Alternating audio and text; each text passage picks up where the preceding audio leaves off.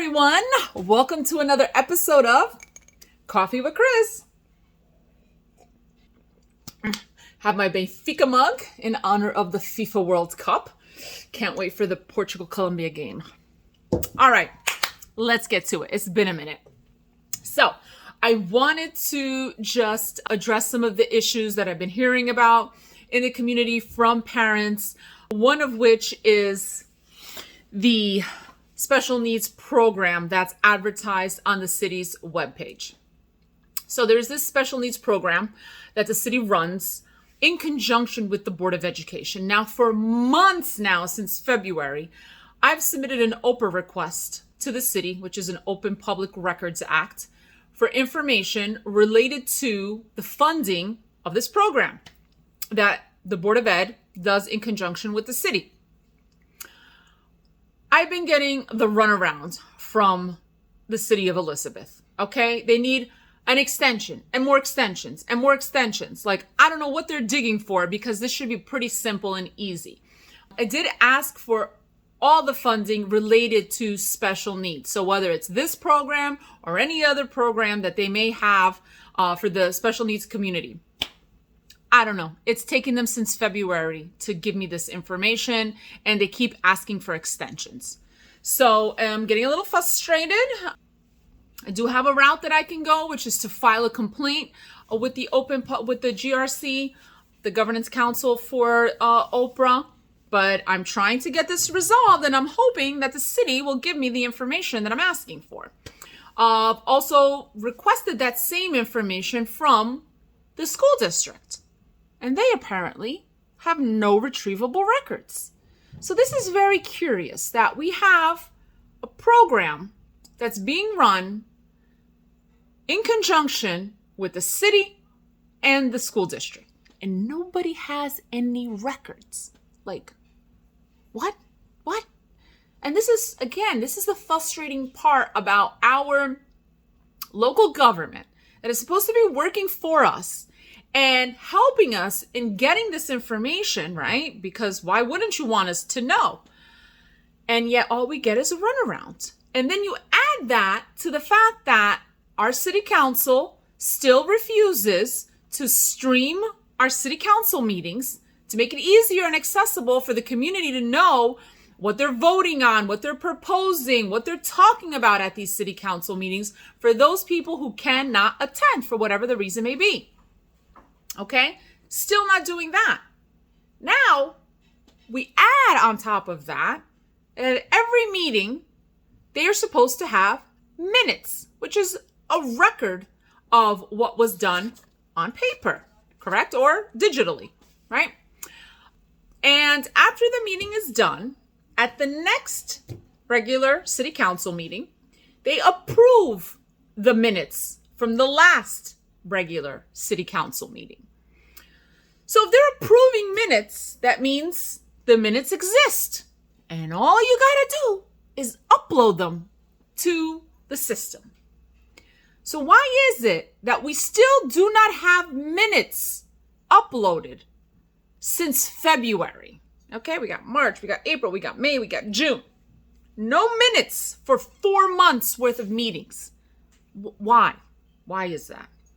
So we're not streaming our meetings, we're not uploading them, and now we're not even having minutes accessible so that we can at least read about what happened at the meeting if we're not there.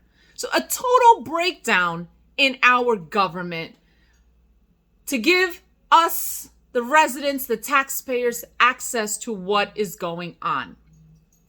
And again, this can only lead us to believe that they do not want us to know what's going on. They want to keep us in the dark, because if we are in the dark, then we tend to ask less questions, right? Because we don't know what's going on, so you can't ask questions about things that you don't know about.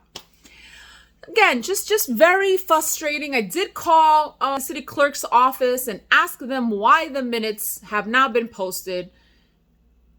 And I was told that they have a lot of things to do, such as submit unfulfilled OPRA requests. Well, I'm sorry, but That's kind of your job. That's what you're supposed to be doing. And if you're a little overwhelmed with your job, then maybe you should ask for more help. Maybe the city needs to hire like an extra worker or something. I don't know.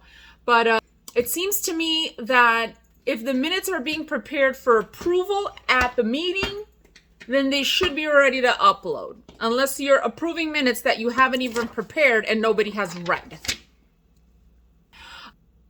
Okay, so the other issue that I was seeing floating around Facebook today was that I believe today the city opened up a portal for parents to apply for some of the summer recreation programs for their children. The programs that are from, I think, 5 years old to 10 years old that you can apply for. And they're usually run at the city parks and some local community centers.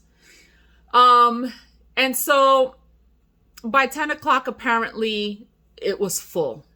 This location was full because I don't think they opened up all the locations at the same time. So this is nothing new. You know, I saw on one of our community pages that somebody said, maybe there's some kind of fraud going on or something. No, there's no fraud going on. What's happened is that we have literally hundreds, if not thousands of children until age 10 that live in the city of Elizabeth trying to access a limited number of seats, right? And I don't even know what that number is. That's another Oprah request that I have to make to figure out and find out how many seats do we have? How many spots? And how many have we had over the course of the last couple of years? Because if we haven't increased those spots significantly, then people are going to continue to be locked out and having access to these programs. And here we live in a community, in an urban community, where these programs are very much needed. We have working families and people that don't have access to put their children maybe in summer programming that costs like, $7,000, $8,000, $9,000 and up, right? So I'm not even saying that it all needs to be free, which is great, even if it's something low cost.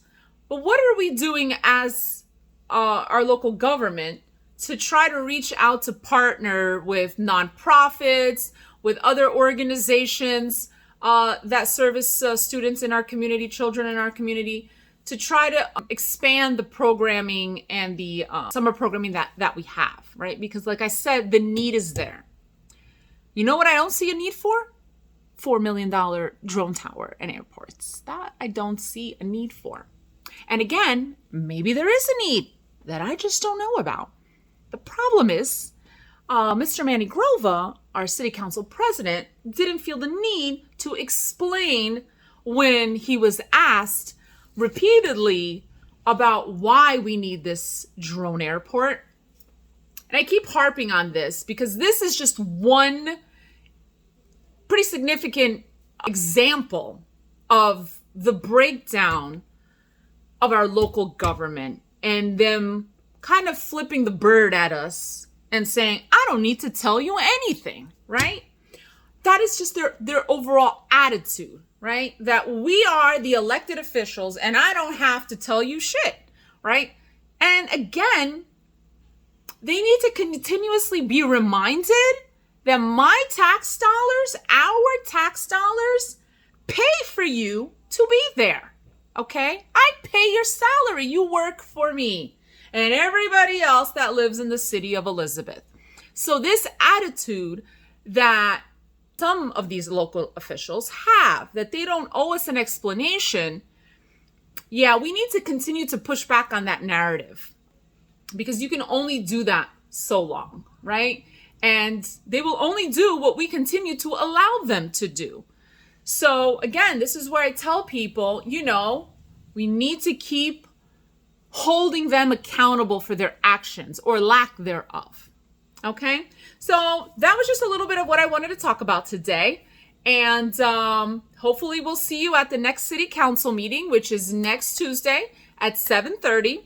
And I hope to be there. And this is another episode of Coffee with Chris. Have a great day.